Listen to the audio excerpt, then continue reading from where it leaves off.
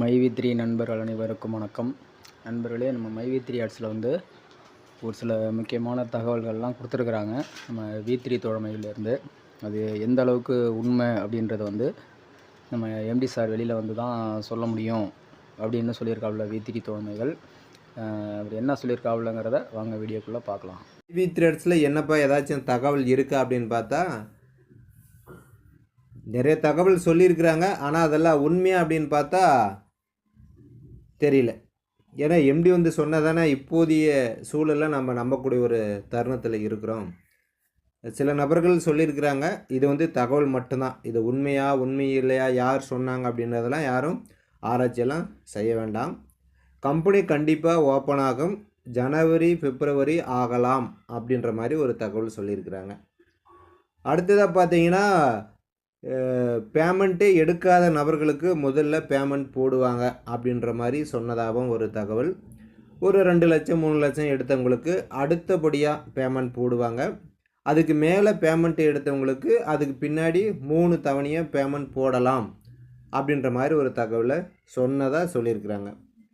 அடுத்ததாக இந்த CM member update பண்ணுறவங்களுக்கு கம்பெனியில் இருக்கக்கூடிய எல்லா பொருள்களும் கலந்து கொடுப்பாங்க. ஏற்கனவே கொடுத்த மாதிரி அந்த டேப்லெட் மட்டும் கொடுக்க மாட்டாங்க. கம்பெனியில் இருக்கக்கூடிய கிட்டத்தட்ட 89 90 வகையான பொருட்கள் இருக்குது. ஸோ அத்தனையுமே கலந்து கொடுப்பாங்க அப்படின்ற மாதிரி ஒரு தகவல் சொல்லியிருக்கிறாங்க. சீலிங் அமௌண்ட் இருக்குது இல்லையா, 1800 ரூபா. ஸோ அந்த அமௌண்ட்டு எல்லாமே கம்மி பண்ணப்படும் அப்படின்ற மாதிரி சொன்னதாக சொல்லியிருக்காங்க. அடுத்ததாக பார்த்தீங்கன்னா, நமக்கு கீழே இப்போ நிறைய நபர்கள்லாம் ஆள் சேர்த்து விட்டுருப்பீங்க இல்லையா. ஸோ அவங்களுக்கு எப்படி ஆள் சேர்த்தது மூலிமா இன்கம் கிடைக்கும் அப்படின்னு பார்த்தீங்க அப்படின்னா, கம்பல்சரி மாதம் ஒரு முறை யாரெல்லாம் ஜாயின் பண்ணுறாங்களோ அவங்க ஸ்டோரில் போய் பர்ச்சேஸ் பண்ணணும்.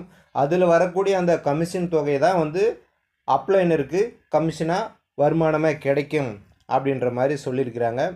அதே போல் ஆட்கள் இணைத்தை விட்டால் அந்த சீலிங் அமௌண்ட்டு அதிகமாகும் அப்படின்றதெல்லாம் இனி வரும் காலங்களில் இருக்காது அப்படின்னு சொல்லப்பட்டதாக சொல்லியிருக்கிறாங்க. ஸோ இந்த மாதிரியான தகவல் தான் கிடச்சிருக்குது.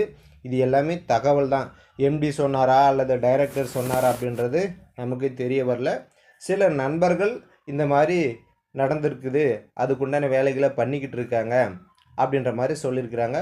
அதே மாதிரி அந்த டைரக்டர்களுக்கு பெயில் கிடைப்பதற்குண்டான வேலைகளை நிறுவனம் செஞ்சுக்கிட்டு இருக்கு. எம்டி அவர்கள் வெளியில் இருந்து உறுப்பினர்கள் பேசக்கூடிய அத்தனை செய்திகளையும் வார்த்தைகளையும் கேட்டுக்கிட்டு அதுக்கு தகுந்த மாதிரி கம்பெனியை மீண்டும் நடத்தணும் அப்படின்றதுக்கு உண்டான வேலைகளை பண்ணிக்கிட்டு இருக்காரு.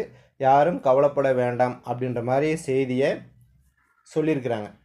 ஸோ இதுதான் மைவி3 ஆட்ஸில் இன்றைக்கு உண்டான தகவல். அதனால் எப்பவும் போல் உங்கள் வேலையை ரெகுலராக செஞ்சுக்கிட்டு மைவி3 ஆட்ஸில் என்ன சொல்ல வராங்க அதனுடைய சொந்த யூடியூப் சேனலில் அல்லது வெல்கம் வீடியோவில் இந்த அப்ளிகேஷன்லாம் ரெடி பண்ணி எம்டி சொல்கிற வரைக்கும் கம்பெனி வரும் அப்படின்ற ஒரு எண்ணத்தோடு இருந்தால் போதுமானது. இதையும் தாண்டி என்னுடைய நண்பர் பார்த்திங்கன்னா, அவர் யாரோ ஒரு நபர் மூலிமா ஜாயின் பண்ணியிருக்காரு மைவி3 ஆட்ஸில். ஸோ அவருமே நான் போய் மைவி3 ஆட்ஸை பற்றி கம்ப்ளைண்ட் கொடுக்கலான்ட்டு இருக்கேன் அப்படின்ற மாதிரி கேட்டிருந்தார். நான் சொன்னேன், அது உங்களுடைய விருப்பம். கம்ப்ளைண்ட் கொடுத்த உடனே பணம் நம்மளுக்கு உடனே வரப்போகிறது கிடையாது. கம்ப்ளைண்ட் கொடுக்கலனாலையும் உடனே இப்போ வரப்போகிறது கிடையாது. எல்லாத்துக்கும் ஒரு காலம் பதில் சொல்லும் அப்படின்ற மாதிரி ஒரு சூழல் தான் இன்றைக்கி இருக்குது. அதனால் கேஸ் கொடுத்துட்டா உடனே பணம் வந்துடாது. அதுக்குன்னு ஒரு டைம் இருக்குது.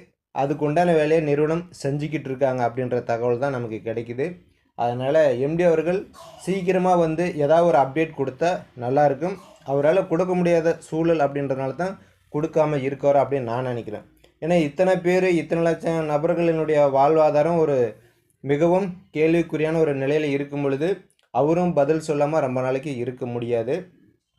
ஏன்னா நம்மளிருந்து ஒரு நிறுவனத்தினுடைய எம்டியாக போனவர் தான் அவர். ஸோ அவங்க நம்மளுடைய கஷ்டங்களை கண்டிப்பாக புரிஞ்சுப்பாங்க அப்படின்னு நான் நினைக்கிறேன். ஸோ உறுப்பினர்கள் சார்பாக நம்ம எல்லாமே நிறுவனத்துக்காக வைக்கக்கூடிய ஒரு கோரிக்கை என்னென்னா, நிறுவனத்தை மீண்டும் நீங்கள் நடத்தணும்.